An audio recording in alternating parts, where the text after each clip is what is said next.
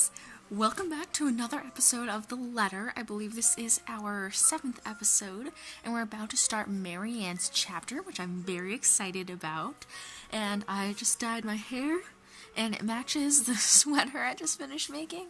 And I cut my hair a little bit, and some of it got on my skin, and it's really itchy. But that's fine. Let's get into the game.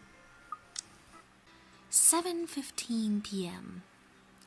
The numbers are so little on the top of my screen, and they glare at me with such intensity that I can just hear their accusations. I'm late for a night out with the girls, yes, but I have a perfectly good excuse, jeez. Considering I didn't follow typical office hours, they really can't expect me to be able to just go as I please at 5:30 on the dot. The client is, first and foremost, my priority. Wait, so it's 7:15, and she's supposed to meet her friends at 5:30? Jesus fuck. I have to sit tight when my personal assistant, Chris, tells me we have a big one coming up, and that I shouldn't miss this one.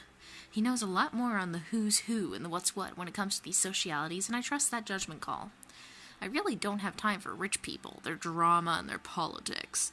These sort who were born with silver spoons in their mouths and who are used to wagging their silver tongues about. I let him handle the negotiating with them for the most part. Why else would I have hired him? But he told me I'd receive a message about it an hour ago. Now, if only he has the full shilling when it comes to the time. Come on, I have a social life too, you know, to an extent. Sort of. Pressing my head against the table, I try to stave off an oncoming headache when the notification for a new email pops up.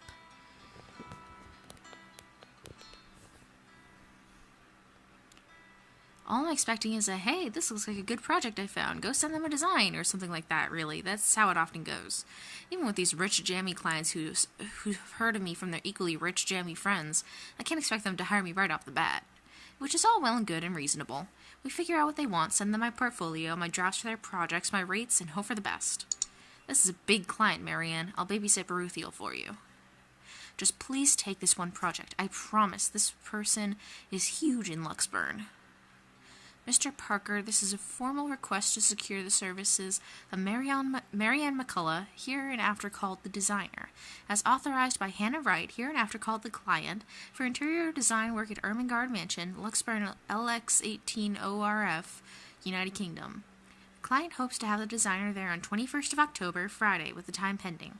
But as I open the mail and see that I've been requested by the client specifically, well, I certainly didn't expect that, and it's pretty straightforward, too. Anyone else would probably be excited. They'd be working with the Hannah Wright. She's just one of these rich socialities that everybody loves to talk about, no matter how hard I try to tune such nonsense out. It would have been enough for me to reply an affirmative to Chris and leave, but he's never pleaded for me to take a project before. We've worked with big personalities in the past, celebrities, bankers, even a few politicians. My PA had been indifferent about those. So the question bounced about my skull before I spy one of the email attachments. A newspaper clipping from the Luxburn Daily's business news section, boasting the headline, Wright Enterprise donates 2.5 million something to refuge. I don't know if that's pounds or euros. I'm uneducated and uncultured. It certainly caused quite a stir back then. Apparently, they invited businessmen and socialities everywhere in the guise of it being some big business announcement. 2.5 mil and an expensive-looking party to boot. These people sure know how to throw their money around. Not that I should be so callous. They're going to do a lot of good and help a community of people with all those pounds. Okay, so it's pounds. I, of all people, shouldn't criticize such acts whether they were for show or not. At the very least, I know they'll be able to pay my rates. With the headline out of the way, however, I found myself staring at the picture that came along with the clipping. Because, wow, here I am expecting a sour old woman in a blazer and skirt, but the woman that was plastered on the front page looked like she belongs on the front page of the entertainment section, or even, if I am to be crass, as the pinup for a glamour. Okay, I'll be real here, Men's Magazine. She sure knows how to rock that dress. Wait, her hair, her eyes, her lips, she can't be her. And at the same time, she is her, only several years older. Whoo! She looks just like... No, come on, Mac. The world is full of pretty blondes. It's just coincidence. Who is it? With a shake of my head, I snap out of it and reach out for my phone when it buzzes, nearly falling off my chair in the process. Who else would be on the other line but the very people waiting for me? Oh, piss. I'm so sorry, Cam. I'm on my way. That's what I say. Yet I still don't move from my chair, face flushed and heart racing. I can only stare until I can will myself to reply that yes, I'm accepting the assignment. And it takes even more time for me to just close the image, shut down the computer, and leave. Even then, it has already burned its image into my head, no matter how much I wish it would just disappear. It makes me eager for the alcohol and the company. It makes me eager for anything that can help me forget. It's a good thing that the nearest pub is just a hop, skip, and a jump from here. A hop, skip, and a jump sounds like a lot farther than it's really worth the trouble. The Galway Shawl, as it is called by those who frequent the place, is the only decent Irish pub in this county. You can pretty much tell that someone is new if they call it by its official name, the Crawl Bar. My home away from home ever since I've moved to Luxburn.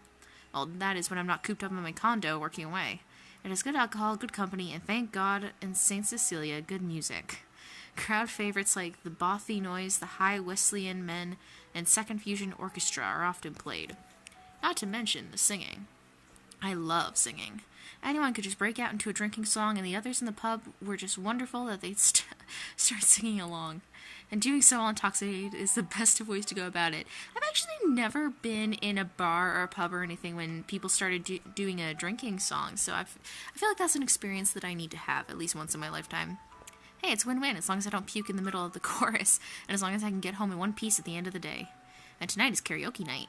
What better time than to try and sing all my worries away? That's what my intoxicated brain tells me. Aww. Of guilt and sorrow remembers who I am, and in the prison of my heart, I was my only slave. But drinking only reminds me of my home, and the thought of home makes me think of her. But in the depths of my cold soul, I'll leave the burden and despair. Makes me nauseous. It sickens me that the smallest reminder of her can cause me such grief. I'll fight for what's worth fighting for. Forget the fear, forget the rest. Of course, that might just be the booze. Any other day I would have scolded myself for drinking so much. I lied to the Lord, I lied to myself, I lied to you and everyone I care, until there were no more lies to tell. But I already have a client, and we'll be having our first little meet and greet in a few days. Cowardice is easier than being brave, but at last I found the strength I lost to sing my love letter to you. 'Cause people can lie, but my lone heart beats true. I want to at least enjoy this night, get over the hangover tomorrow, and return to being a prim and proper professional after. That song was for Cam, our lucky bride-to-be. So give her hand, Galway shawl. Aw, that's cute. Considering the state I'm in, one can excuse my smug grin as cheers and applause rise among the pub's patrons. Because, possibly off-key public singing aside, I feel like I'm on top of the world right now, and that's a good reason as any to belt out in front of these strangers. She's a good singer. With good drinks and good friends, there's nowhere else I'd rather be tonight. And I forget for a short while. And that song was brought to you by Marianne McCullough, everyone! A round of applause! That was so good. You rock, Marianne. Oh, please stop. You're just saying that. You know neither of us can hold a tune, Marianne. A toast to our shameless drunk singer. May your drinks forever flow and your notes be ever lovely. If anyone deserves a toast tonight, that's Cam. Finally sealed the deal after 3 years, eh? Read 'em in wait, bitches. Kamala's diamond engagement ring gleams as she holds it up for all the world to see. She has reasons to be proud. 3 years of living together, and her boyfriend finally asked her the big question. Obviously, she said yes. Don't get too attached to that ring or the one after, sweetie. I was wearing a wedding ring not so long ago, and look at where I am. But enough of me being a downer. Cheers to a happy engagement! Of course, if something like Haruna's divorce were to happen, I'd be there for Cam. Just as Cam had been there for me, acting more than just my yoga instructor. I can't be happier for my friend right now. Cheers! Cheers! Well, we both will be there for Cam, won't we? Haruna and I? Haruna, it's been a real bad year for her ever since her divorce. She's such a nice person, even loaning me money to open a studio, and she didn't deserve what her husband had pulled. I'm happy she's smiling again and pigging out like she used to. I think we've all missed our Japanese firecracker. We met in yoga class, something I had joined to keep myself in shape, and, well, honestly, so that I could make friends when I had moved to Luxburn. Clearly, it worked like a charm. And it definitely didn't have anything to do with the fact that I brought along my lucky D20 die with me on the first day. That's so cute. She's such a nerd. I love these girls so much. What about you, Marianne? You're 30 years old and you still haven't got yourself a man. And you guys know I have a very busy schedule. I don't have time for that. I have a very busy schedule. Oh, come on. That's a lame excuse and you know it. You need a man who'll take care of you and you need it now. Maybe some hunk will be your house hubby while you rake in the dough. I'm quite capable of taking care of myself. Who needs a Mr. Right? Yeah, Me, fuck I'm that. Marianne a lawful neutral cleric with 9 points in wisdom and 8 in charisma, but I can't get myself a date. I mentioned druids and demons once. They don't even know the rules or understand what the numbers mean. And I certainly am not some sort of holy person. I'm a far cry from a miracle worker, and I barely have the willpower to fight off demons, especially my own. Actually, maybe she isn't looking for a Mr. Right, but a Mrs. Right. Oh, my Marianne, we still love you even if you're in the closet. That would explain some things. How do you know you don't have a ring anymore? Maybe you two can be together and I don't have to Aw. worry about my best girls being alone. What are you on about? There's nothing to explain. But the more I deny, the louder they tease until the other people in the pub start to watch. Doesn't help at all when Harna drapes her arm over my shoulders and leans in. Will I be all yours then? Will you be making me feel like a woman? I know that they're just kidding around, but this doesn't make me comfortable in the slightest. So when Kamala notices my silence and Harna sees the expression on my face, they stop. And when the awkward air settles over us, the rest of the pub goes back to whatever they were doing before the whole thing ever happened. They probably won't even remember it when they wake up with massive hangovers anyway. Sorry. Me too. Hey, no hard feelings, right? I raise my glass. They smile. We drink. There's no need to say more. We're all definitely far too drunk tonight. Eventually, the fun times end. It is a weekday after all. With Harna being a nurse, she still has to get ready for her next shift. Cam also has a loving fiancé waiting for her at home, and really didn't have to make a fuss about having left some buns in the oven when she took off early. Really, I understand. I was the one who insisted, who was determined to get pissed drunk anyway. Moving to the bar, I sit. Alone at last. Alone with a stranger. Oh, God. I haven't seen him here before. Obviously not a regular. He hasn't said a word. It just sits there, savoring his drink. With his whiskey served neat in one hand and lighter in the other, doesn't seem like he's noticed me yet. Maybe I should go before he does look my way. Because he was pretty and he was blonde, and those two things plus alcohol never did me any good. A thought too late. Judging by the way his flushed face and the dazed look in his eyes, he's as pissed drunk as I am. But whereas I feel like keeling over, he looks like he's still ready to take the catwalk by storm. Really, he just has the air of one of those men who think they own the world. Hello there, sexy. Please don't stand up on my account. I already like what I see. Ew! Fancy a drink? It'll be on me. Ew! But then again, I might be pleasantly surprised if he proves me wrong. Ew! Some between the sheets. Sex on the beach. I'm talking cocktails, of course. Fat chance. But it doesn't matter. We both know how to play this game. And there are two different ways for the night to end. One thing or another is going to happen. The question is, what do I want to do? Oh no, that's fine. I'd rather order some blue balls or some ANF if you don't mind. He looks like he's about to say some witty retort, but stops himself and downs the rest of his whiskey. I order a mint julep, he gets another whiskey, and we start the customary small talk. Of course, the saying, ask me no questions and I'll tell you no lies, goes without saying. We ask nothing about each other, offering up falsehoods to establish a strenuous fake connection between two strangers at a pub, if only to pass the time. Whiskey, as I've come to call him, is supposedly 21 years old, single, takes care of a sick mother, and is a manager of some sort. Sure. Manager of what? I didn't care to listen to the details. Meanwhile, Mint, as he has come to call me, is 29, and I'm... What did I say I was again? Oh yes, I told him that I was a professional chocolate taster, because fuck it, if I'm going to lie about what my job is, might as well make it fun. It's a pretty decent chat between two pretty drunk strangers.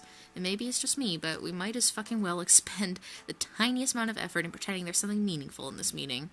Would have been nice, too, if it was just left at that.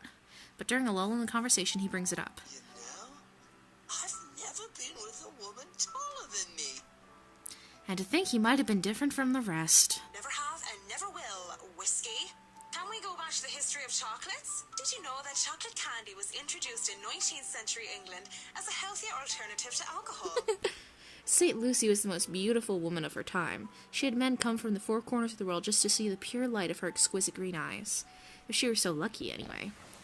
No, I'm not on What does that history mean? lesson. Come on, Mint. You know and I know what you came here for. Though not every suitor was gallant, she was no fool. She had known that sooner or later she wouldn't be able to defend her chastity. Come on. There must be something that gets you. He's such a creep! So she had taken out a knife and gouged out her own eyes. There is something, but I don't think you can handle it. Impressed with her devotion, God restored her eyes and made them more beautiful than before. He has a peculiar sense of humor, hasn't he? Because that only meant suitors kept going after Lucy, and she kept her eyes in a chalice to scare them away. Oh, I'm pretty sure I can handle whatever. Saint Lucy, help me. Help me turn away from sin. Help me with my own blindness. My place isn't too far from here. I won't take care of you if it ends up being too much for you. And no one will be able to hear you if you try to scream. You sure you want to go down that road, pretty boy? Wouldn't have it any other way. The best thing about having my condo so close to the pub is the ease of access. As long as I can still stand and walk, I can make it home. Maybe I need help from a kind neighbor or two to help me with the last leg if I've really gone overboard on the alcohol. But I always made it home. Sometimes with company. Of course, that always comes with complications, especially with the real clingy ones. But isn't anything a good tip about stalkers to the building security can't fix? I'm always nervous, though, even if this isn't the first time I've done this. And the first few minutes when we enter my room are the first few agonizing minutes where I try not to panic. Okay, Max, so far so good. Don't let him smell your fear under all that liquid courage. He'll leave sooner or later and I'll never have to see him again, just like every other man before him. I'd like to say to myself that the men I brought to my place were more scared than I was. Yet there's no fear when I look into Whiskey's eyes. Only delight. When he starts touching me, I don't even hesitate when I push him against the door. Roughness is to be expected. Ooh, it's getting sexy. As long as he sticks to the script, everything will go smoothly. I'll have our little tumble in the sheets, he'll leave, we'll forget about it. Somebody asked what I really wanted. I would have told them that I wanted a bed of roses, chocolates and music, maybe in an Irish castle. Aww. But all I really want is her, and that's never going to be a reality. That's my fault, of course, because I was afraid. Because I was a coward. They would never hold a candle up to her. She was the light of my life. And I had let her go. I can't even be bothered at the thought of her. Just a single thought of her makes my resolve to see this affair through waver. What is it now? Yes, what is it now? What is it going to be, Marianne? To sex or not to sex?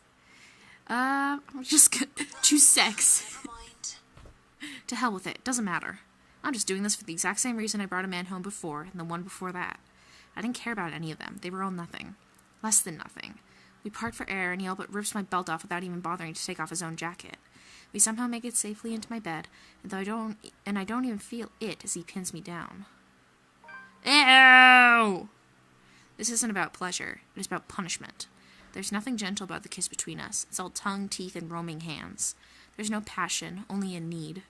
I don't know about him, but I'm not doing this to feel good. I'm not some nymphomaniac who gets wet at the thought of bringing random strangers to my place for a lay.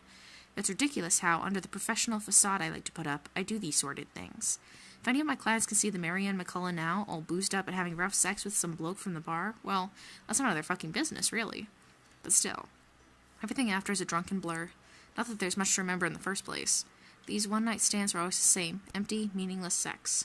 Flesh coming together, smelling of booze and sweat. Mother of God, pray for us sinners. I'm too busy trying to remember her hands touching during it all. I'm trying to remember her lips that kissed me. But how can I remember something that never happened? When all's said and done, all he has to say is, You were saying something while we were at it. What were you mumbling? It was a prayer. Like, oh God, fuck me? I like it.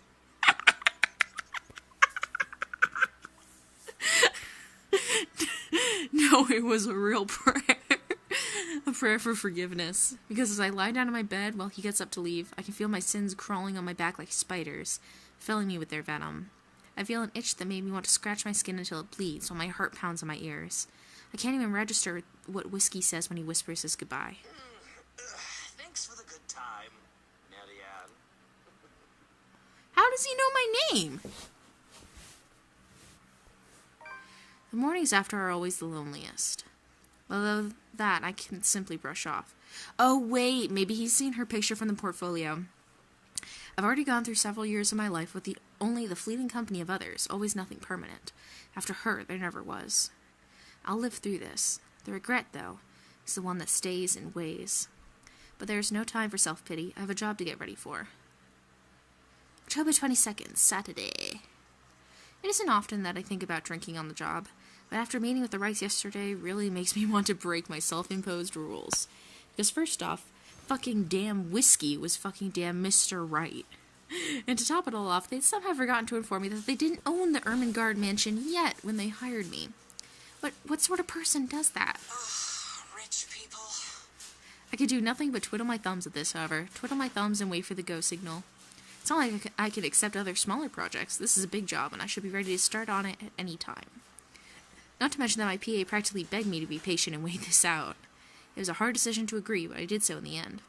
Besides, I'm doing this for the Ermengarde mansion, not for anything or anyone else. I'd have a headache whatever I do anyway. I'd go to the pub again, but seeing what happened a few days ago, I'd rather not end up in bed with another potential client. And it might be a huge leap in logic, but a library is the next best thing after the pub. I have to go there anyway. I need more books for Dad. Plus, I also need to return the ones I borrowed last time. Finding a new book or two to read for myself while I have nothing to do isn't such a bad idea either. So on a Saturday morning, I find myself going to the only library in Luxburn to hopefully cool off. After returning an Urzuli and a poetry book by Henry of Podebrady, I asked the librarian about the several titles on my list, though I don't have much luck on that front. Dialogue with Death has already been snatched, and she bluntly said that she did not keep our mathematical universe for someone who didn't return books on time. I make headway, at least, when I ask about Siege and Rendition of Havana by Jacobo de Pezuela. If you count her snarling and pointing at the history section as headway, that is.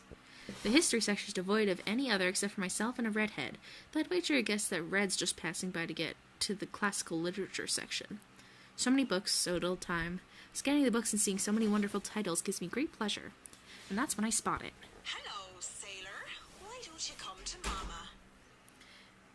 It's not the naval battle book I was looking for, no, it's even better. The newly acquired History of Luxburn Architecture, first edition, too. I know I just have to get it. I've been waiting to get my hands on the book for so long. The fact that there is only one copy proves to be a problem, though, when Red snatches out for it at the same time as I do. I think I had this first, miss. Ooh. I can only stare her down when she refuses to let go of the book. Refusing to let go of it as well, I raise a brow at her in the hopes that the fact that I was significantly taller than her would intimidate the girl. Nope. Even then, she refused with a rebellious look. This isn't exactly light reading, miss. I mean, do you even know which architect was at the forefront of 18th century Irish architecture? A beat. She blinks, and I can't help the smirk on my face, which is wiped off when she opens her mouth. Edward Lovett Pierce, who established the Palladian style through his work with Castletown House and the Irish Houses of Parliament. This bridge was destroyed in this year to delay French troops while under the regency of Mary of Guise. This is not what I was expecting. Let's be honest, how many people would know these history facts? Aside from me, anyway. Going right to the obscure ones, aren't you? Easy enough. Tullybody Old Bridge in Clackmannanshire, Scotland, on the January of 1560, if we want to be specific. Suddenly, it's a game where we throw these history questions and facts at each other, back and forth in hushed tones unless we want to be thrown out of the library. After a while, it goes from some strange competition into this strange but friendly banter, if it could be called that. But as fun as it is, the exchange soon slows down until we're grinning at how odd the whole scene is. Marianne, my desire for potatoes doesn't quite match what the stereotypes suggest. Rebecca Gales, the Scots' supposed hatred for the English wasn't enough to stop me from teaching their little spawns. By then, we had forgotten about our little tug of war, although she still holds the book in her hands. I let go of it without realizing when she answered my first question. History teacher, then? Got it in one. No wonder you gave me a run for my money. Now, if we're talking about architecture, I'd blow you out of the water. You're from where? Luxburn Uni? Oh no, just St. Goretti's. Ah, yes, St. Goretti. You'd think a school would choose a more appropriate saint to name themselves after, especially when they have very young students. And I'm guessing you're an architect, if you're so confident about the subject. Interior designer, Miss Gales. Please, just call me Rebecca. You aren't one of my students, are you? Marianne, then. I could have said that I was an architect, but there's no point in explaining why I wasn't one anymore. So, I've never seen you before. I'd like to think I've met every history aficionado in town. I blame the rock I've been hiding under, of course. That, and I'm usually only here on the weekdays if time allows. Work often has me meeting clients on the weekends. That must be interesting work. It allows for some creative freedom, sure, but it's like working with children sometimes. Though you probably have it harder working with actual children. The hardest part is convincing them that your idea is their idea. That sounds exciting. It is! But isn't that true for any workplace, though? We just cross our fingers and hope there aren't any man-children in charge of important things. Any big projects right now? I can't imagine that interior designing is a frequent thing. I'm working on the Ermengarde mansion. Lucky me. That mansion. Inta. Wonderful. Breathtaking. I can't wait to start in it. Now that is beautiful architecture. A pause. Looks like she wants to say something at my mention of the house. I'm not surprised. That place is certainly popular with the locals, especially with the urban legends attached to it. In the next second, though, she seems to think better of it and drops what she's about to say. So, do you have a portfolio or anything I can take a look at? I'd love to see your designs.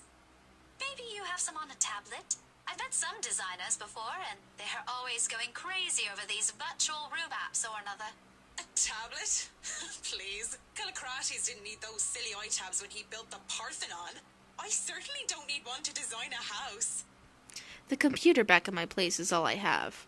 Why should I buy such an expensive gadget that will just get outdated within the year, when what I have is just as functional? The traditional ways had a far more personal touch, in my opinion. Not to mention, those smartphones are awful tools of procrastination. I can't even count on one hand the number of people I see going outside only to have their eyes glued to the things. And fuck touchscreens. They're evil things that make typing, what should have been a simple task, harder. I do have an online portfolio, if you'd like. I can... Speaking, or thinking of the devil seems to have summoned it, because before I can even carry on, Rebecca's attention wanes as she pulls out her mobile. For what I can only assume is a call, she gives me an apologetic look before she stands up and excuses herself. Off further into the aisle she goes for some privacy. I do my best to give it to her as well, trying to tune her out. Belle, is something wrong? Lunch at the coffee house? Sure, I can make it. I'm not too far. I can be there in 10. But with how quiet the surrounding is, she can't blame me if I overhear snippets of her conversation. When she returns with a sheepish look on her face, I know that our friendly chat has to be cut short. Sorry, I have to go and meet with some friends. It's fine. Totally fine. No need to even apologize. About the book. Her embarrassment increases twofold when she realizes she's still holding on to History of Luxburn Architecture. I don't give her time to think about it, so I put a hand up and shake my head. Fishing out a pen and a paper from my bag, along with one of my business cards, I hand them over to her. You know, I'm busy with work, so I might not even be able to take a peek at it anytime soon.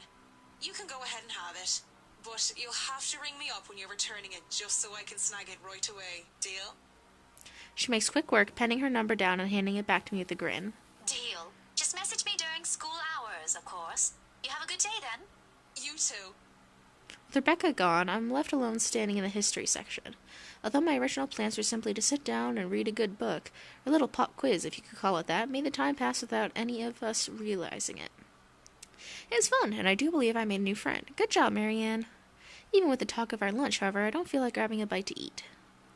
There are still other books to read here, and I'm hoping to find something that will help me while I work with the rights. Something like How to Deal with Arseholes Professionally 101, just in case. I've dealt with a lot of uppity, snooty, and rich clients before, but it's still better to be safe than sorry. Because Luke Wright just takes the fucking cake, and he probably manages to eat it, too. Seems like the world is conspiring to keep me from my me time, as my mobile vibrates in my pockets the moment I find something from the shelves of the classic literature section. Marianne McCulloch, Charlie Rose Design speaking. Rose Cooper here, Miss McCullough. I hope I didn't catch you at a bad time or anything, but I just wanted to check in and tell you that we've got the clear to hand over the documents. Madam Wright told us that we should forward the floor plans to you. Already? How did they go through the process so fast? Surely there's so many red tape to even acquire the forms and the transferring of rights. No matter how rich the rights are, it shouldn't be this quick, right? So, if I can just have your email, I'll be sending them your way. I'd actually like a physical copy of the floor plans. Oh, I suppose that's fine. I'm not at the office right now, but I can inform Miss Santos of your request. I'll make sure to drop by the office after lunch if that's fine. Not a problem. Right. Well, cheers. Right. Cheers. I don't know. I just don't. Is there some sort of deeper miscommunication when we last met? These things take time. It's been, what, a day? Less than that, even. There isn't even a point in trying to make sense of these people who seem to be larger than life. As it looks like I'm on the clock starting today, might as well eat. Grabbing some fish and chips from one of the street food stalls, I find a table to spend time with a copy of Marquis de Sade's The Crime of Love, since Rebecca left with the book I wanted. I've read this one before, along with the rest of his works. This would be the 18th time, in fact. Jeez Louise. But it's always nice to read through it again when I don't have the time to enjoy something new. Besides, when you're dealing with people so filthy rich they just end up plain filthy, you need the good old Marquis' sound advice. La blessure se trouvant sans aucune sorte de conséquence. I don't know what the fuck that means. The wound being without any consequence. Huh. Of course, it's folly to think that things have no consequence when everything actually does. Briar Realty Corporation's Luxburn branch isn't too far off from the city center, just a few blocks away, and I can easily eat and walk. I'd rather use this time to rest before I go into a flurry of activity. No doubt there will be so much to do once we get hands-on with the mansion. Still a lot better than working on another condo, at least. Surely, no matter how much BRC and the old owners put into the restoration and preservation of the place, any big repairs would be superficial at most. I'm quite certain that, in their haste to sell the property, they did a rush job. It isn't an infrequent thing to do, despite how it is frowned upon. There'll be a lot of hidden issues that I will need to weed out, and I have to make sure I find every single one of them, especially the more serious damages. Structural integrity is definitely on top of the list we will have to consider. The building might look sturdy, but is centuries old. That alone will likely pose a few problems here and there, but put limitations on what we can do. Besides, despite how much I detest these rich snobs, they can pay rather handsomely, so long as I do an excellent job and do more than necessary. Those two things always made sure the referrals kept coming. I don't even have to hunt down projects for myself. When I do go up to BRC's office, I can't help but stop and stare when I enter the building. With the lunch hour closing, employees should have been back already, if they still aren't filtering through the doors. I get that it's a Saturday, that people probably feel tired and lazy to be working on a weekend, but they're still on the clock, and not bumming about wasting company time on extended lunch breaks and cigarette sessions. The office is spacious, as it is with these big corporations. Each person is given their little space of what's usually a 2x2 meter cubicle. There's a lot more empty chairs than there are actual people working at their desks. It reminds me far too much of my last day at Poriskova Projects during the massive layoffs due to the Irish economic crisis. But it isn't just that, though. Everything is as quiet as a grave. It's as if these people are merely ghosts. Speaking of ghosts, Santos comes in through the door looking as if she's just seen one. She looks at me, wide-eyed like a deer caught in the headlights, ready to bolt at any moment. I'd ask out of concern, but I feel it's not my position to do so. What if it's something personal? I'd simply be overstepping my boundaries. Really, it's none of my business. I presume that Miss Cooper told you why I'm here, Miss Santos? Huh? Oh, yeah. Sorry, I just got back from lunch, you know? But it won't take too long. Don't worry. Of course it won't.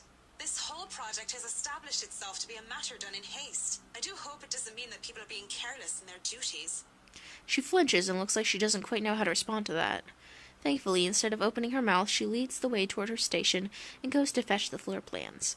It won't take too long, as she said, but it does take a bit time spent to compose herself, most likely. You know, we usually just email these things.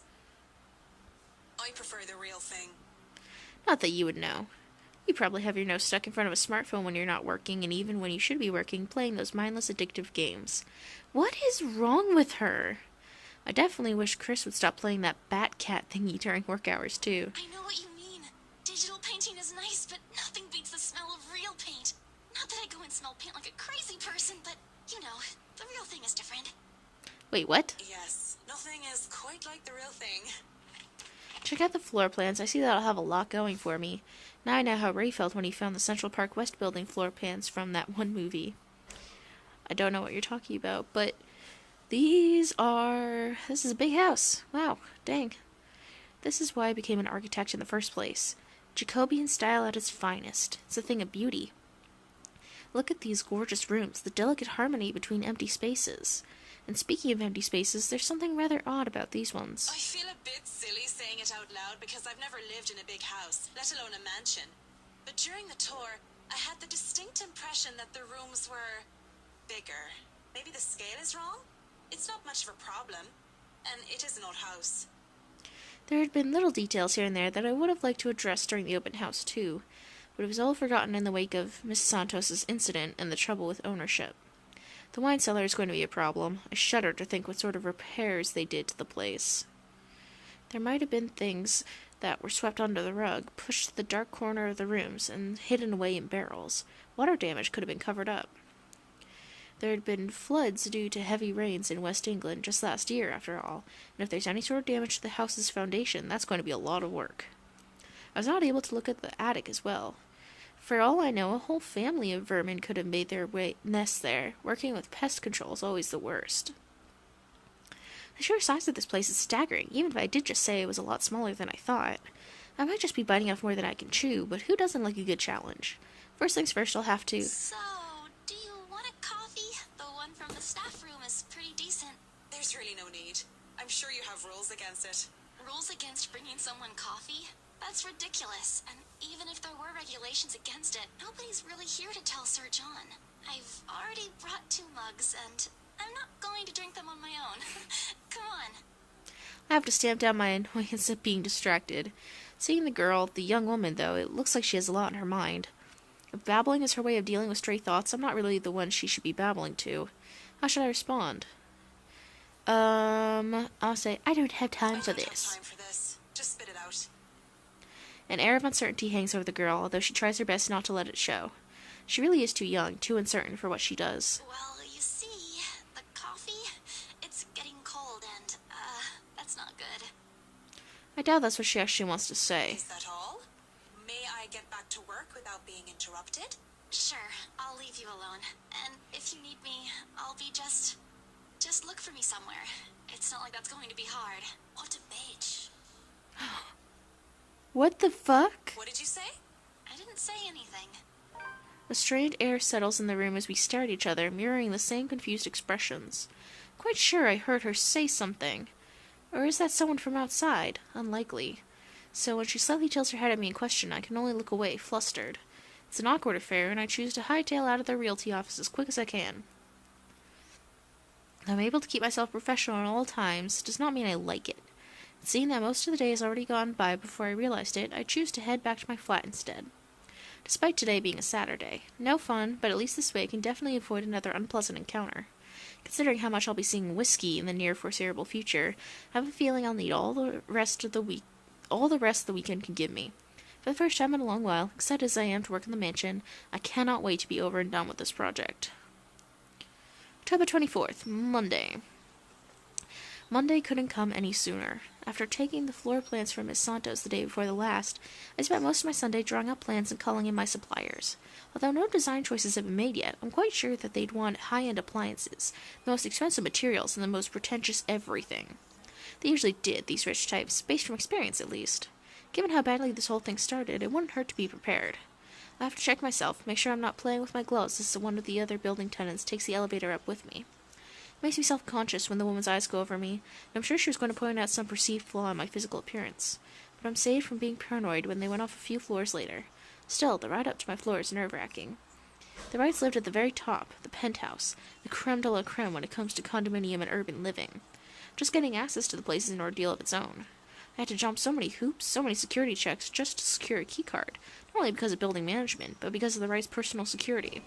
Sometimes felt like I'm being interrogated for a crime, not visiting a client at their home. Even when their personal assistant called in to help out and verify my presence, the process is aggravated rather than hastened. Speaking of the devil... Hansi! The elevator door opens and I am greeted by none other than Whiskey's not-so-little lackey. I do apologize if I kept Mr. and Mrs. Wright waiting, but I'm here now and I'm ready, so if I may, where are they? They've just woken up, but they should be down soon. I'm surprised to see you made it through security. And only 5 minutes late. You said I'd be through security soon, and it took half an hour. Define soon in this context. I'd make myself comfortable if I were you. I'm going to go and put the kettle on.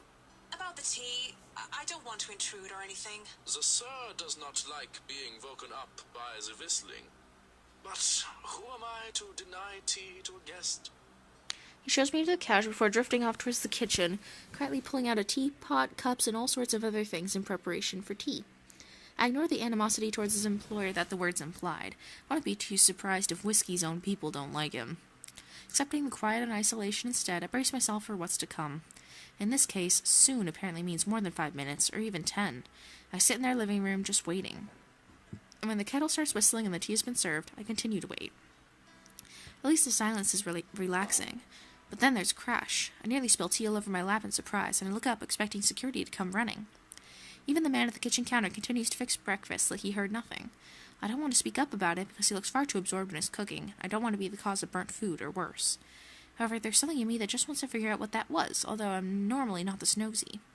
What should I do then? Let's check it out. The crash came from the hallway, and I really shouldn't be snooping about. But it's just concern. Yeah, concern that urges me to check it out. Seeing a glance at the butler, I consider sneaking off, but... Excuse me, but where's the loo? He barely looks my way before pointing a spatula towards the hallway. It's a good excuse as any. And if I'm caught lingering longer than I should, I could just excuse myself and say that I wasn't sure which door led to where. Ooh. Still, looking into the hallway reveals nothing. I don't see anything that might have caused the crash. The hallway, like the rest of the place, is in pristine condition. There are several doors for not only the toilet, but also presumably rooms for their butler and for other members of the staff. As I stand there, however, something feels definitely out of place. One of the doors, the nearest within my reach, stands ajar, and from inside a light flickers incessantly. It could simply be a light bulb that needs replacing, but the thought of it in a place so well taken care of seems odd. Off, I think that maybe this is where the crash came from. Inside, I can spy a radio lying on the floor. That's probably it, right? Maybe one of the help in a hurry to get out of the room knocked it over in the process. If that's all it is, I should really leave it alone. As I turn to leave, the sound of static fills the air, and a man's tinny voice interrupts the silence. At 7 in the morning, students found a 5th-year dead. Why am I still standing here? Assumed to have fallen from her dormitory window. This seems familiar, doesn't it? Authorities are investigating the possibility of foul play. Like I've heard it before. Reporting from St. Samphins, Shane McLaughlin of Galway, Bay.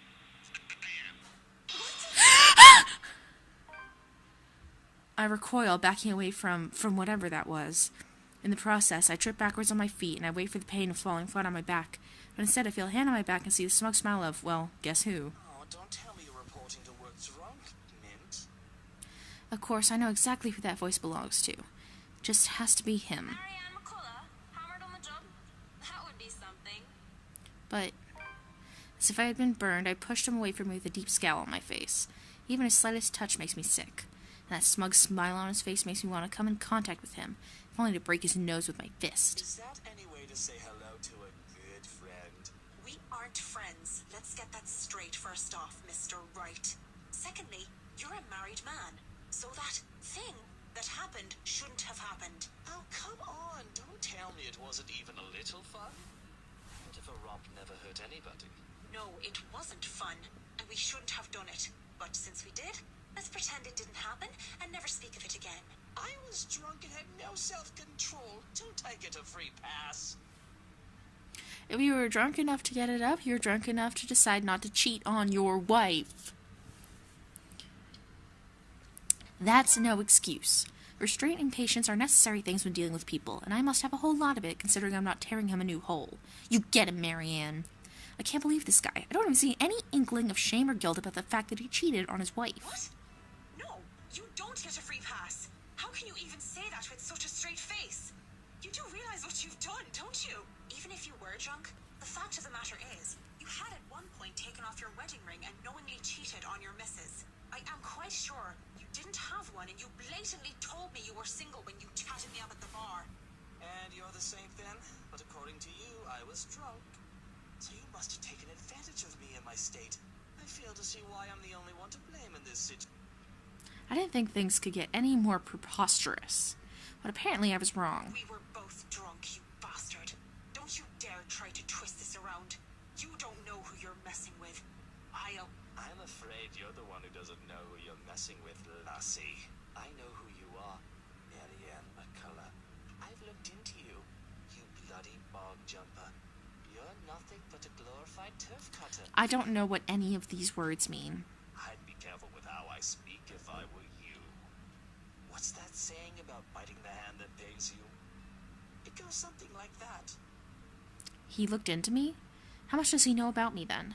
Does he know about my father? Does he know about her? The thought that he has knowledge he can hang over my head kills any fight I have. Instead, I feel sick. This is sick, and I wouldn't be surprised if he's sick in the head one way or another. The dead air between us, because it can't be anything else but that, is broken as a lively voice calls out from the loft.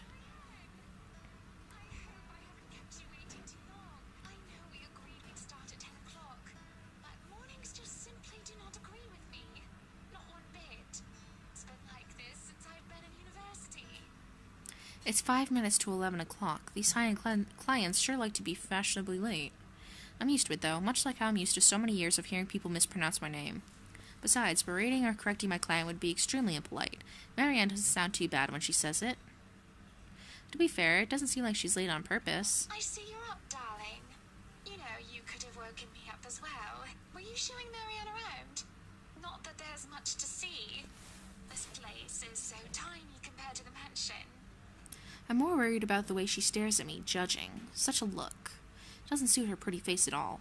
Just seeing Mrs. Bright reminds me too much of her. And maybe I'm starting to hear her again, see her again when I shouldn't. I should have left it all behind, forgotten it. To think she would be looking at me that way, I could just feel my hands tremble. Oh yes, just showing her around and getting to know each other. Isn't that right, Marianne? Yes, of course. And your butler was making breakfast a while ago. So, if you want to get right to that... Breakfast would be lovely. There's no denying the clients when they invite me over to the table. Though it is too personal to share a meal in their home, it would be terribly rude to deny their invitation. Besides, the pancakes did look and smell heavenly. A bowl of clotted creams, fruits, syrups, jams, and other spreads are laid out next to them, making for a colorful arrangement. If this was a brunch with friends, I would have gladly helped myself to the whole lot. But as it is, I accepted just a few pieces of pancakes and topped it off with lemon and sugar. You know, I was a tiny bit serious when I said I wanted a helipad. And you're not serious about the greenhouse, the vineyard, and the stables? Well, I do want those too, but I know you'll agree to those. We're talking about interiors here, honey. You don't handle exterior designs, and whatever handles those sets of projects do you, Marianne? I'm able, actually, and willing to take a project of that nature. I was an architect in Ireland before. Of course, that's another contract entirely. I also suggest we finish the house itself before working on any additions to the rest of the property. There won't be any problems about ownership this time, will there? Pardon if I'm crossing a line, but the acquisition was rather quick. Oh, don't you worry. We've got everything sorted this time around. I've talked to Miss Cooper and Mr. John from BRC, as well as the old owners. Everything has been paid in full, and all we're waiting for is the paperwork from the land registry. They're letting us move in as soon as we please. It's not like they were living there in the first place. That's good to hear. The problems that could arise from renovating another person's home would be... well, let's not dwell on it. First off, we'll want to know how you want the place to look. It's pretty furnished as is, but I understand if you want to modernize the whole thing. Actually, I'd prefer to keep the place looking as it is. But at the same time, I want modern appliances. You worked on the Ludgate's Christchurch summer residence. I do remember there being an oven I thought was a simple drawer before. Make them look vintage, antique, blend in with the rest of the decor. Customize appliances then. I can't find someone for that, and if you can't tell me what you specifically want, it'll hasten up the process. We're talking about electronic appliance manufacturers. If you have a preferred brand to work with. Splendid! So, what is next on our agenda? All the other interior designers we've hired in the past do not have us this involved. I stop. What sort of half-baked designer did that? If I knew who they were, I would have words. This isn't the time or place for it, however. Instead, I used this brief pause to pull out the floor plans I brought with me. We'll have to figure out what you want to do with the rooms. Here, we can have a quick run-through. What is that little room next to the master's bedroom? Oh, as far as I could tell when I saw it, it's a second bedroom of sorts. Used, apparently, for the ladies-in-waiting who has served Lady Charlotte Ermengarde. Which is strange, as that isn't the norm for these sorts of houses. Well, we're not stuffing Johans in there. He won't fit. You don't suppose we could turn it into a walk-in closet and a dressing room? I love fashion, but do we really need to turn an entire room into a walk-in closet, dear? We'll have large closets and a wardrobe in the bedroom already. Says the one who takes 3/5 of our closet. Well, what do you suggest we do with it? I thought a utility room of some sort would be nice. A craft room where I can do fun things. Or maybe a children's room might be nice. You know, for when Kylie comes over. Or if Rochelle visits once she's had a baby. 1, you are not inviting that witch. And 2, there's a whole mansion for Kylie to play in. We don't need a children's room, and you don't even do arts and crafts. I'd like to turn the guest's room and the study into my personal office, by the way, if you don't mind. You can turn it into a personal office if I can have my utility room. It's just the one room of the many. I'm taking that room for myself, no matter what you say, dearie. So you might as well take this deal. You're always out doing business anyway. The real problem is the theater. Whatever are we going to do with all that space? Fine. We could turn it into our own personal cinema, I suppose. Might as well have it. If you plan on not having a telly in the parlor. A personal cinema. Yes, well, I don't want guests to be glued to the telly when they come over for a meal and some tea. By the looks of things, we can keep the rooms as what they are on the ground floor, though.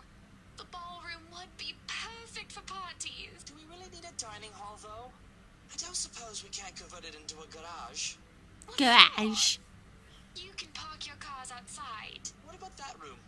Right there. In the northeast corner. That's sleeping quarters for the household help? Oh, that is perfect. You Hans will be glad if we have other staff members who stayed in. It'd be convenient, so they don't have to make the trip from Luxbourne to the mansion when they're needed.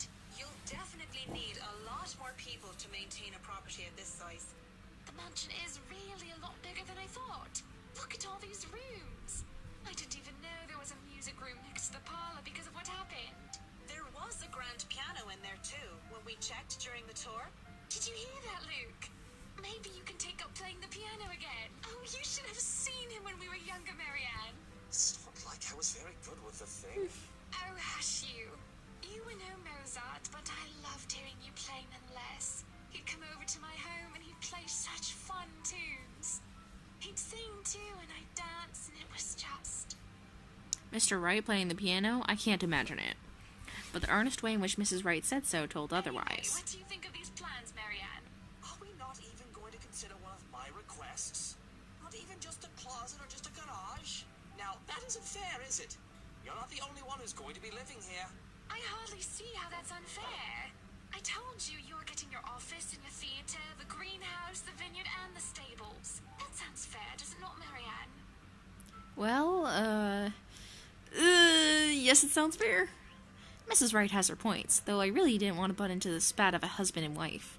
But with the way the two were looking at me to settle this, I might as well just keep to the facts instead of giving opinion. Mr. Wright, your plan isn't quite feasible from an architectural perspective. I'm not even sure how much we can do without closer inspection. Well, the one about the garage, at least. Garage? It is easy enough, but a garage? See, a garage isn't architecturally feasible, and it isn't going to be financially sound as well. We're already going to spend a lot on your other requests. You have several acres of land to park on already. What? Did you calculate that on the fly? Financially sound my foot. You're probably just thinking up of imaginary numbers. Might I remind you that I was a financial manager? I also looked over and approved the expenses of our other houses. I know the rough cost of these things by now, love. Masters in business administration, major in accounting. Sometimes I think you forget that I'm not as dumb as I act. That catches my attention more than anything. It sounds more unbelievable than Whiskey playing the piano. She really didn't seem like the type. Business administration and accounting? What university? Luxbourne U, of course. Go Lux Dragons. Red and gold. Excuse me? How about we move on this chit-chat ahead and do whatever else needs to be done sometime today? I had to cancel my appointments for this, you know. Fuck off! We might as well do a proper inspection with the designer this time, just to get it out of the way. Yes, no time like the present. You want a thorough inspection? Might as well do it now. We actually took another look at the property yesterday, though it was brief. But I'm sure you would want to see it yourself, to spot anything we might have missed. It's not like I have much of a choice, do I? Riding to the Ermengarde mansion in their rice is an awkward affair. Not only am I worried about scuffing the expensive leather seats, but I'm also worried about getting in the middle of another couple's spat. With the tension thick in the air, I can feel them starting at each other any time. Nobody's saying anything, up until Mr. Wright tells his valet to turn the damn radio off. For a moment, I think that he might start. Instead, he just stays quiet, so do the rest of us. In the end, the sufferable silence stays. I've never been so glad to see a house. Stepping out of the car and up to the mansion meant the end of an uncomfortable ride, and I could finally take a deep breath of fresh air. The beauty of the place never fails to make me gaze in wonder every time I see it as well. Mrs. Wright moves toward the front door, keys in hand, and I can already hear Mr. Wright plotting. All right, here, Hans. We're going to go in, but I want you to look around the place. Familiarize yourself with it. Know every nook and cranny, every inch of the lot. Go and see where we can put that vineyard and the other things we talked about. We'll want to know where to station security as well, so go around the perimeter and figure it out. Scout the property and circle the perimeter on foot. You do know this is 46 acres of land, sir? Well, you are not driving a car over the grass. Put those long, spidery legs of yours to good use. I didn't hire you to stand around and look intimidating. Go, mush. Someday, I'd like to ask how Johans can even stand and tolerate the man. Why doesn't he just quit? Certainly the pay can't be that good. Even I'm a bit put off by our mutual employer, and the only thing that keeps me from bailing is the fact that we've already signed a contract. At least I'll only be working with them during the duration of the project. He works with them every day. Sometimes I think you hired me to make me suffer for your amusement. Someday, I'd ask. I feel a bit bad for him. If it's any consolation, he'll be away from Mr. Wright, if only for a little while. We're able to enter the mansion after a bit of standing out there in the sun. This wretched, strange sunlight that is far too alien and rare. There had been a bit of a problem with the missus not knowing which key was which. The first item on the agenda would be the grand staircase. It seemed sturdy during the open house, but a closer inspection might say otherwise.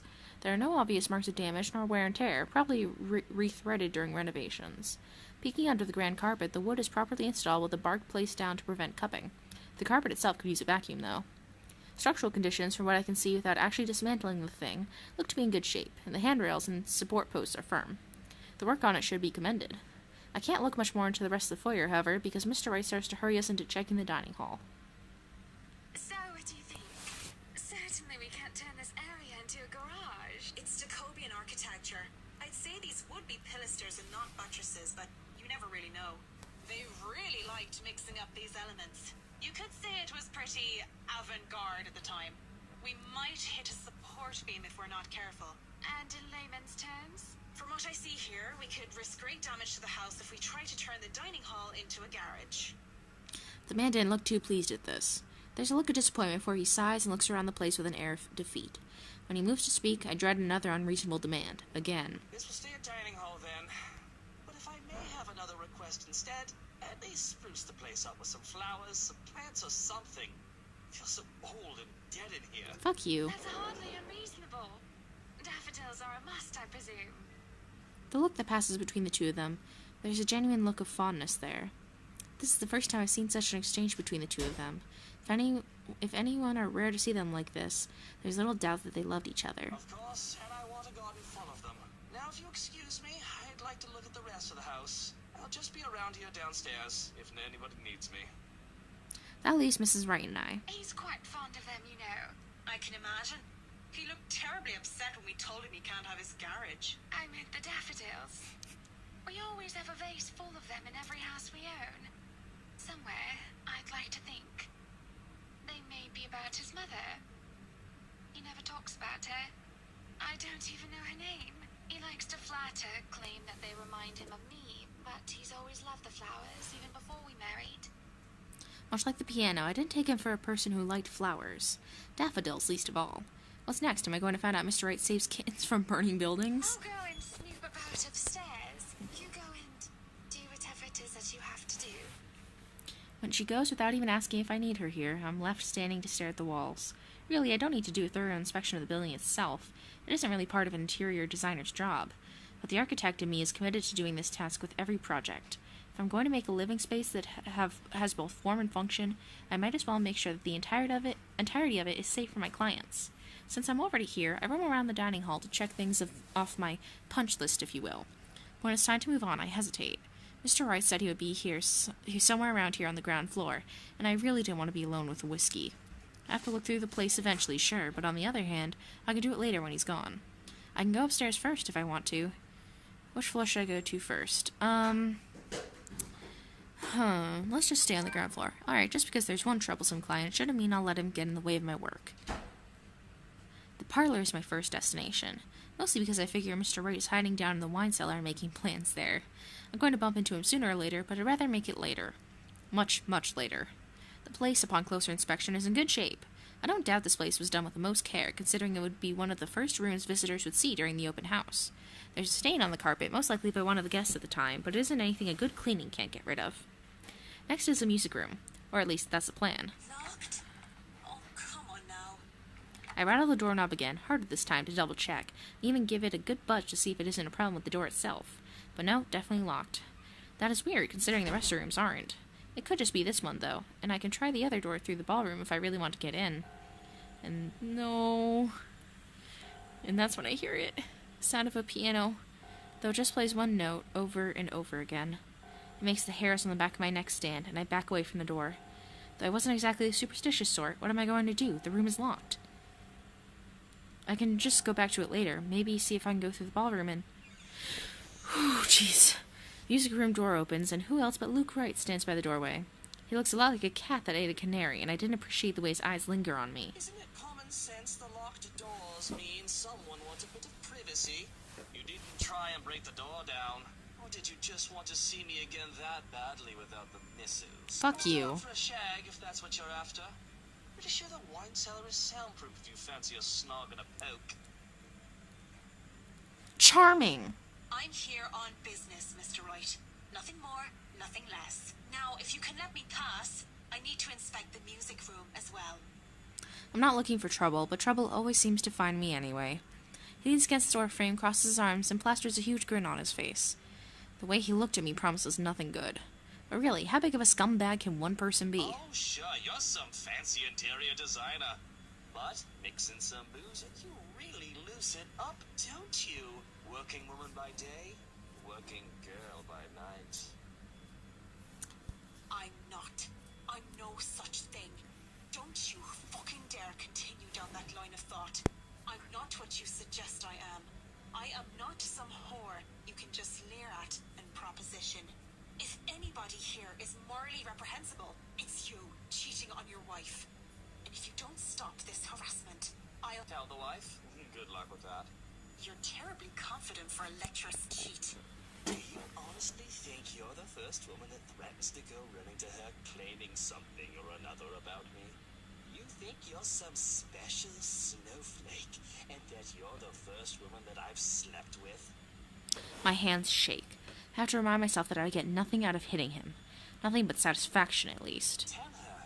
But who will she believe? Her darling husband? Or the hired help? Oh, Buttercup, she's probably trying to make us pay up or she'll create a scandal. Stay quiet, you can go on with your life with no trouble. And if I talk?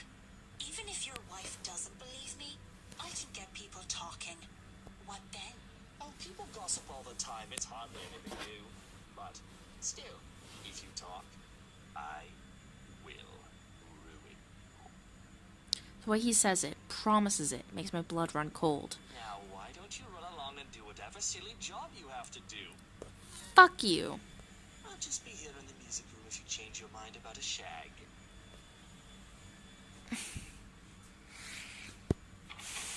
Fucking asshole. Scum of the earth he is. How could you just let him talk to you like that? Now that voice is just like the same one that we heard earlier, but was never addressed when we were in the loft. Okay, so forget about going to the music room then. So you're just not going to acknowledge that someone just talked? That's fine, he'll have to go out there sooner or later. Meantime, I can go around and check the rest of the house. All my worries fade when I step into the ballroom. And, well, the whole place is just grand, isn't it? I can see why the Wrights made sure nobody else would take this place from them. Anyone who has it will certainly be the belle of the ball. It's pretty much one great big status symbol. I don't think I can do much of a thorough inspection in this room, so I note it down for later. Moving on to the kitchens, I check the ventilation and the general fire safety in the kitchen. This space is important for a place this size. I would, of course, suggest bringing an actual fire safety inspector over for a more detailed inspection. It wouldn't do to see such beautiful architecture go up in flames after all, and, you know, the people living in it, that's important too. I take measurements of the countertops and cabinets, note down what type of wood they use. They wanted some of these recreated to hide modern appliances. There's a loose floorboard in the farthest corner, and some of the others had scratches, but everything else seems to be in decent shape. My concentration is broken when someone knocks. You can come in. Door's not locked. I wait, expecting Mrs. Wright or their butler to come in, but nobody entered. Instead, there's that knocking again. It's louder and more urgent this time, and I'm pretty sure I didn't lock the thing. All right. I'm coming. Just hold on. When I move to open the door, though, I realize something. The knocking isn't coming from the door, but from somewhere else. I didn't want to tell her. I pause for a second, waiting. The knocking has not ceased. And soon enough, it becomes desperate. The dull thuds from before switching to what seems to be scratching. Desperate and insistent at once, as if grasping for respite. Is somebody stuck down there? Dick! Where did that come from? How did he even get down there? That put the hard crossway in me, it did. I love cats, but they have no business giving people a fright. For a second there, all those ghastly rumors about the place had come flooding back. Now peering to the darkness of the open trapdoor gets me thinking. And it gets me curious. Seriously, though, I should really make sure there aren't any more surprises from down under. Oh, don't go in there. I don't think the Wrights would appreciate it if we find a litter of kittens making a house in the wine cellar. Mr. Wright seemed the type to skin a cat if any of his precious wines were to be contaminated. What a prick. I'm done with the kitchens anyway. Oh, don't go down there. Don't go down there. Going down a flight of stairs while wearing high heels is always a bad idea. Descending into the dark underground only made it worse, but I managed anyhow without any major slip-ups. These stairs need work, that's for sure. Surprisingly, the wine cellar is in good condition. No water damage from last year's flooding, and apart from the dust and cobwebs that have accumulated, the place will likely hold for several more years. Racks and barrels line the walls, making the spacious room look smaller than it is. I'm no expert, but it looks good enough for immediate use without any further additions. Bloody Whiskey will be having a field day. I think so, anyway, until I feel something crunch beneath my feet. Whatever few bottles were left behind here are now nothing but glass under my heels. The cat's fault, I'd wager. And it made a downright mess, with red slick pooling from the remnants of a good drink. There's a lot of stuff for it to just have been a few bottles, though. A whole trail of it flows from the end of the room, and I follow, fully expecting a leaking barrel or a whole upturned rack. Instead, it just keeps on going and stops in a large puddle at the very back wall. It's gonna be blood, isn't it? What a waste of wine. Why is it so sticky, though? It's blood. It's thick, too. Nothing like wine. Of course, it could just be mold. Maybe it's not wine. Go on, touch it. Who's that? Despite it all, I find myself answering because it's her voice. Amy Lorraine. Lovely Amy. Pretty Amy. I can imagine her standing there with me, laughing and pestering me as I did my work in the way only friends can. She was my friend, the only one that I had at St. Something's. As a scholar, the charity case in a school for privileged and prestigious young girls. They all looked down at me, as if they cared to look at me or acknowledge my presence at all. All except her. Sometimes I wish for the good old days, when we were friends. Now she's nothing but a ghost, though I try so hard to get over her. I really, really do. What am I, 5 years old? Oh, damn it, it's stuck under my shoe. I double dare you. Hell, I double dog dare you. Don't be such a scaredy cat. It's probably wine. What else could it be? Blood? Don't be ridiculous. Why would there be blood down here? If I was a joking sort, I would have said it might be the reason why the previous owner sold the place. Maybe the ghost stories are actually true, and they wanted to get away from the walls that dripped of ectoplasmic goo, whatever other ghouls haunted about. Doubt it. Hardly believe in any of that voodoo nonsense as it is. But as I stare at the mess at my feet, probably looking like a fool while I'm at it, I notice something strange. It isn't visible unless one is really paying attention, but I can see the red gunk seeping through a crack in the wall. What's this, then? I worry about structural damage and damage to the foundation. I worry about the wine cellar, as the wrong conditions can lend to the deteriorations of its contents. Temperatures and humidity are not controlled. Up until I see how clean-cut the crack is. It runs along the edge of a wall and vertically along it, where a door would be. Pressing my hand against the wall lends credence to the idea as I try to feel where it would give way. Ooh, could it be an adventure then? A secret passage. There must be a hidden switch somewhere. Go look. This is the most interesting thing you've done by far. If there's a hidden room here, that could certainly explain the discrepancy in the mansion's floor plans. Wouldn't it be too far-fetched to think that there could be hidden rooms and passageways all over the house if we were to follow that logic? And boy, isn't that exciting? This feels like something straight out of a game. Suddenly, she touches my arm and I flinch away in shock. That shouldn't be possible. I understand auditory hallucinations, maybe even visual hallucinations, but that was... You look surprised. What's wrong? That's not possible. You're... dead. Aren't you happy to see a dear old friend, though? I'm hurt, I am. What the hell is going on here? Oh, isn't it obvious? I come back for you, so that we can be together again. When she touches me once more, I recoil. What does she mean, together again? She's dead. No! Leave me alone! Leave you alone? I just got here. Turning around, I met with the Wright's butler, who looks at me with an indifferent look. And when I look back, Lorraine is gone. I wasn't talking to you, just thinking aloud is all. You should really avoid talking to yourself, Kint. Do more of that, and others will think you're insane. Yes, thank you. Is that all you're here for, or has your master sent you running down here for something? Oh, no, I am just down here to admire the place. I've not been inside before. I thought I would look around before we return to the city. The car is already running, you see, and I suggest you go back to the foyer, unless you wish to be left behind. It seems you are in good company already, after all, with this house and your imaginary friend. Wait, we're leaving already? But I haven't finished inspecting the rest of the house. Be that as it may, there's a sulking man-child up there who wishes to go home. We are all subject to his whims, lest he throw a tantrum. I can't help but smile at that. He's a strange guy. I still can't imagine how he can work for a guy like Luke Wright, though. Imagine the blonde arse and an easy guy to get along with. Whatever the butler was having to tolerate that, I wanted 10 of it. And we wouldn't want any soiled knickers or spilled milk. Why don't you go head on and I'll be right there. Very well. Do be careful on your way back. I saw some broken glass on the way, and it would not do to cut yourself on them. I will, yeah. Just tell Mr. Wright not to blow a gasket or anything. I'll be just a minute. Speaking of blowing gaskets, there's something else dangerous here. Whatever is behind that door could pose some problems. Best case scenario, it'll only ruin good stocks of wine. But who knows what's behind that false wall? I'll have to come back to it. Mysterious. It's already dark as we make our way out of the mansion. With no lights, we are only illuminated by the headlamps of the Wright's car and the stars up above us. The sight of them helps me compose myself much more than several minutes of being alone did. The car's engine is running, yet the two still stand out on the lawn. Mrs. Wright is busy, eyes up to the stars. Mr. Wright, arms crossed, has his eyes down on the ground. It is the crunch of the grass under my heels that brings their attention to me. About time. What took you so long? Fuck you. Longer, I think the house swallowed you all up. Oh, hush, dear. I'm sure she has her reasons. Marianne doesn't seem the sort to idle.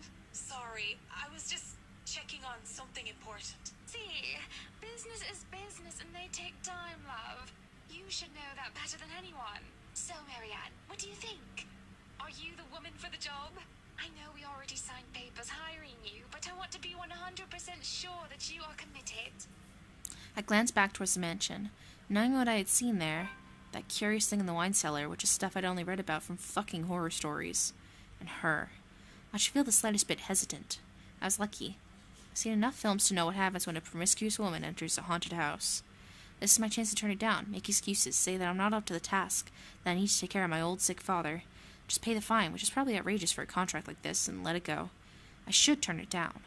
But for some obstinate reason, I can't. In the same manner I haven't let go of her, of the regret that has shadowed me since that day. Much as I hate to admit it, even to myself, seeing her again, the mischievous glint in her eyes, the loose tendrils of her hair curled around her forehead. Something I've terribly missed. And now that it's here, almost within arm's reach, my father would tell me, sometimes you just simply have to go through with it. Consequences be damned. Well, I really don't have any logical reason to say no. At least not something a client like the Wrights would want to hear from a professional designer. It's certainly an interesting project. You can be sure I'm seeing it through the end. Such dedication. Oh, I do love the determination. You were always determined like that, weren't you? Hearing her voice once again sends a chill running down my back. I can't wait for this day to be over. From the mansion and through Anselm, I rode with them in silence. But as soon as we hit city proper, I asked to be dropped off and bid them good night. I thought it'd be best if I didn't stay too long in confined spaces with either Mrs. or Mr. Wright. Both seemed to cause me serious trouble, and if the project had been any less interesting or grand, I would have dropped it without a second thought. Would have. Shouldn't have. Won't. I assure them that my place isn't that far off, and I have to fight off the urge to roll my eyes and groan when whiskey throws me a little smirk. But even in my own home, peace is elusive, as is sleep. I lie awake thinking of what I saw in that mansion, of who I saw. If I so much as hear a single whisper from her, if I so much as see a wisp of her hair, I'm afraid I'll go mad. But none of that happens. It makes me feel hollow. For 2 nights I've had trouble sleeping. But it's only one morning, when fatigue has already let me rest, that I'm reminded of what terrifies me so. Okay. That looks like a pretty good place to stop for the moment, and we can finish up Marianne's chapter in the next episode. So this is interesting so far. Marianne has been kind of like a weird sort of distant character so far, and I'm really happy to get to know her a little bit better. And she seems really cool in some regards. Sometimes she's a little weird, but she's kind of fun. So I'm ready to, I don't know, I'm excited to see what happens. And we're getting close to probably almost like the 3/4 mark, because I think there's 7 chapters, and if we're going to do 2 episodes a chapter, that means I'm pretty much about halfway through this game series. So this is really exciting, and I'm really enjoying it so far. So thank you so much for watching, and if you enjoyed this video, please consider giving me a subscribe if you haven't already. And you can check out my social media links in the description below here. It's going to be below this box. And I hope you have a wonderful day.